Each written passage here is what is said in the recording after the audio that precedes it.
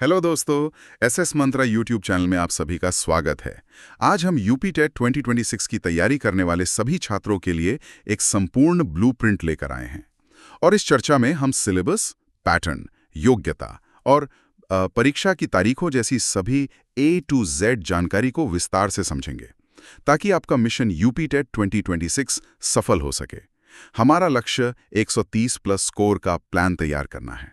जी, और हम ये सब जानकारी चरण दर चरण तरीके से साझा करेंगे, ठीक एक क्लास की तरह। तो चलिए शुरू करते हैं और सबसे पहले ये समझते हैं कि यूपी टेट इतना महत्वपूर्ण क्यों है। हाँ, सबसे पहला और सबसे महत्वपूर्ण बिंदु, यूपी टेट सुपर टेट की पहली सीढ़ी है। उत्तर प्रदेश में शिक्षक बनने के लिए जब भी वैकेंसी आएगी, यूपी टेट या सी टेट पास होना अनिवार्य है। बिल्कुल, मतलब ये दरवाजे की पहली चाबी है, इसके बिना आप आगे बढ़ ही नहीं सकते। सही कहा। और दूसरा, यह जॉब सिक्योरिटी देता है।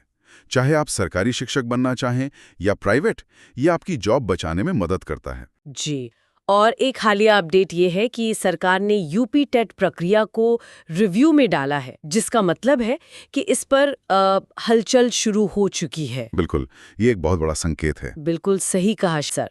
और जैसा कि स्लाइड में सर की राय में लिखा है, छात्रों को सुपर टेट का इंतजार करने से बेहतर है कि वे पहले इस बैरियर को पार करें।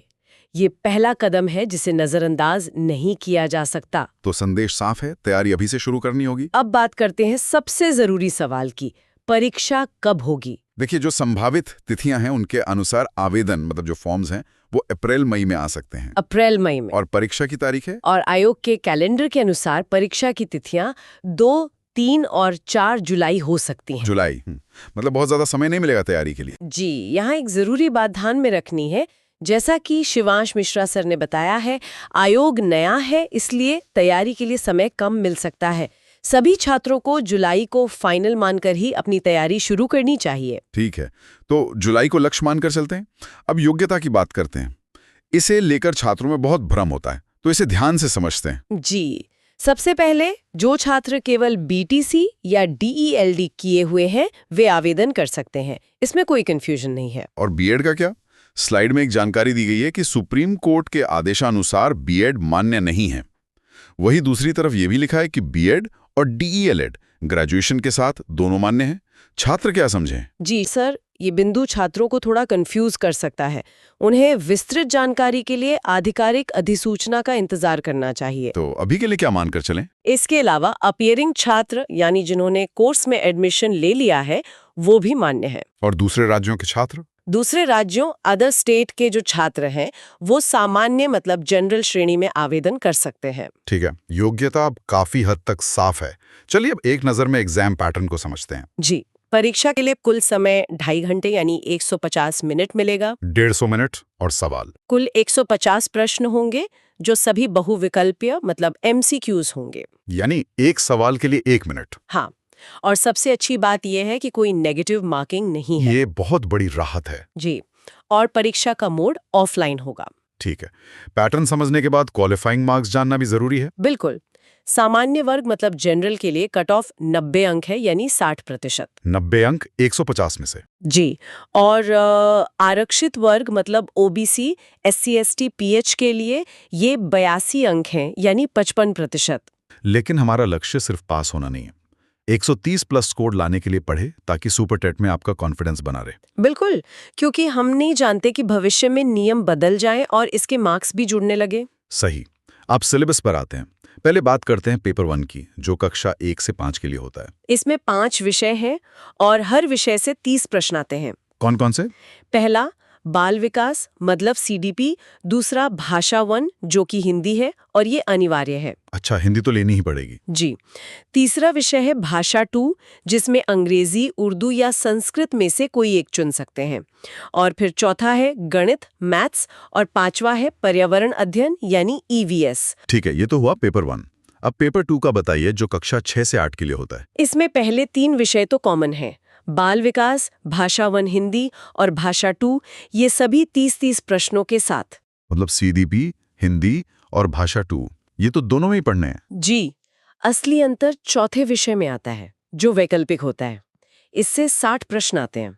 छात्रों को गणित और विज्ञान या सामाजिक अध्ययन में से किसी एक को चुनना होता है। मतलब आर्ट्स वाले सामाजिक अध्ययन लेंगे और साइंस वाले गणित और विज्ञान। बिल्कुल। ठीक है, सिलेबस समझ आ गया।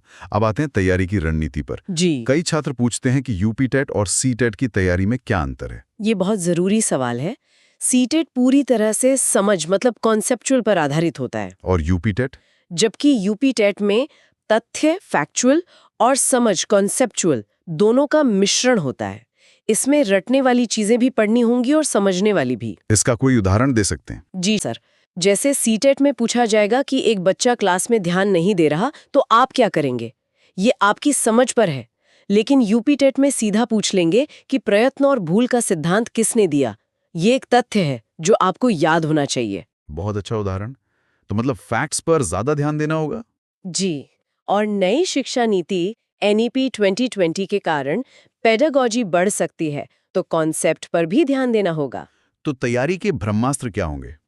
सबसे पहले SCERT पुस्तकें, यूपी के सरकारी स्कूलों की किताबें सबसे अहम है। NCERT और SCERT दोनों का निचोड़ पढ़ना जरूरी है। सीडीपी के लिए कोई खास रणनीति? CDP में रटने के साथ साथ शिक्षण विधियों टीचिंग मेथड्स पर भी ध्यान दें। और सबसे महत्वपूर्ण, पुराने पेपर्स के फैक्चुअल प्रश्नों को जरूर नोट करें। कई बार सवाल रिपीट होते हैं। ये बहुत काम की सलाह है। अच्छा, एक और सवाल, सर्टिफिकेट की वैधता कितनी है? एक अच्छी खबर ये है कि यूपी टेट सर्टिफिकेट की वैधता अब लाइफ टाइम है। लाइफ टाइम मतलब एक बार पास कर लिया तो हमेशा के लिए मान्य रहेगा? जी, एक बार पास करें और सर्टिफिकेट जीवन भर के लिए मान्य रहेगा। और जिन पुराने छात्रों ने पहले पास किया है उनका सर्टिफिकेट भी मान्य है। ये तो बहुत अच्छी बात है। एक सवाल ये भी उठता है कि क्या इसके नंबर फाइनल मेरिट में जुड़ेंगे? देखिए, इसकी संभावना कम है। फिर भी एक सेफ स्कोर मतलब 130 प्लस का लक्ष्य रखना हमेशा बेहतर होता है। बिल्कुल, तैयारी हमेशा सर्वश्रेष्ठ के लिए करनी चाहिए। तो दोस्तों, ये था यूपी टेट 2026 का पूरा ब्लूप्रिंट। अगर आप इस रणनीति का पालन करते हैं तो अब जीत पक्की है। जी, बस याद रखें, इंतजार करने वालों को सिर्फ उतना मिलता है जितना कोशिश करने वाले छोड़ देते हैं। बिल्कुल, तो मेहनत में कोई कमी नहीं लेनी चाहिए। दोस्तों, अगर आपको ये क्लास पसंद आई हो तो SS मंत्रा चैनल को सब्सक्राइब करें, वीडियो को लाइक करें और बेल आइकन दबाना ना भूलें। धन्यवाद।